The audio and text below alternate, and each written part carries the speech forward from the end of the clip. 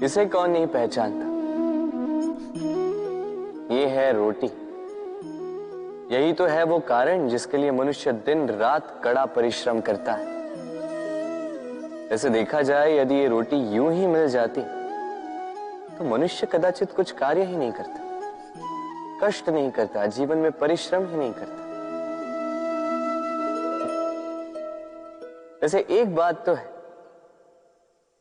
ये रोटी केवल भूख ही नहीं मिटाती, जीवन की बड़ी सी बड़ी सीख दे जाती। अब तनिक सोचिए, ये रोटी आपको स्वादिष्ट केवल तभी लगेगी, ये रोटी आपके स्वास्थ्य के लिए अच्छी केवल तभी होगी जब ये दोनों ओर से ठीक से सेकी जाएगी, है ना? हमारे जीवन में संबंध भी कुछ इसी प्रकार होते हैं। यदि दोनों ओर से अच्छे से निभाए जाए तभी आपको आनंद देते। इसलिए केवल पानी के लिए आतुर ना रहे, लौटाने में भी विश्वास रखें। क्योंकि जब एक संबंध में दोनों ओर से प्रेम होगा, दोनों ओर से करुणा होगी, कुछ करने की चाह होगी, तभी वो संबंध आपको जीवन में आनंद देगा। तो जब जब रोटी खाएं, स्मरण करें कि आपको आपके संबंधों को भी इसी प्रकार मधुर बनाना है।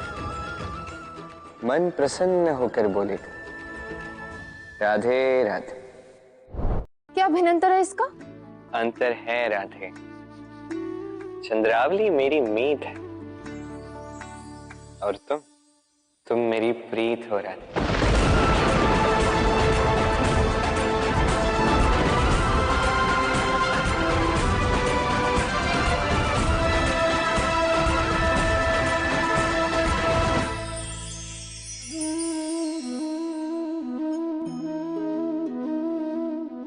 दूध और माखन। यदि मैं आपसे पूछूं कि इन दोनों में संबंध क्या है, आप कहेंगे सरल सी बात है, दूध से ही तो माखन बनता है। यदि मैं आपसे पूछूं कि इन दोनों में अंतर क्या है, तो कोई कहेगा एक तरल है तो दूसरा ठोस, कोई कहेगा एक जनक है तो दूसरी संतान। नहीं, इन दोनों में अंतर है शुद्धता का। माखन दूध से कहीं अधिक शुद्ध होता है। इस बात को कुछ इस प्रकार समझा जा सकता है। यदि कोई कीट आकर उस पात्र में गिरे जिसमें दूध गिरा है, तो आप क्या करते? आप दूध को फेंक देते। किंतु यदि कोई कीट आकर उस पात्र में गिरे जिसमें माखन रखा गया, तो आप क्या करते? आप उस कीट को निकाल कर फेंक देते हैं। ये कीट मैला है, ये कीट दूषित है। और यदि हमारा मन निर्मल ना हो तो ये कीट हमारे मन को भी दूषित कर देगा, उसे मैला कर देगा। किंतु यदि हमारा मन माखन की भांति शुद्ध हुआ तो कुविचार को स्वयं से जाना होगा। स्मरण रखिएगा, इस संसार में कीट तो रहेंगे, अब दूध बनना है या माखन, निर्णय आपका। राधे राधे।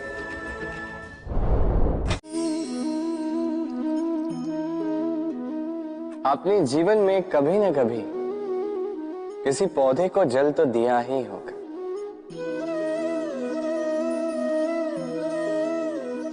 कभी मन में ये प्रश्न नहीं आया कि हम पौधे के पत्तों को, पुष्पों को, डालियों को, उन्हें तो हम कभी पानी नहीं देते, फिर भी कैसे उन तक पानी पहुंचता, फिर भी कैसे वो जीवित रहते? आप कहेंगे सरल सी बात है, ये कैसा प्रश्न पूछ रहे हैं? जड़ को पानी दो तो वो पौधे के अंग अंग तक अवश्य ही पहुंचेगा, है ना? कुछ इसी प्रकार होते हैं हमारे कर्म, हमारा प्रेम। यदि निश्चल भाव से कर्म करोगे, सेवा करोगे, तो किसी न किसी रूप में स्वतः परमात्मा तक पहुंचेगा ही। आत्मा के भीतर से प्रेम करोगे, स्वतः छलकेगा ही और दुगना लौट कर भी आएगा, इस पौधे की छाव की भांति। तो मन और आत्मा से कर्म करें, मन और आत्मा से प्रेम करें, आनंद ही आनंद होगा।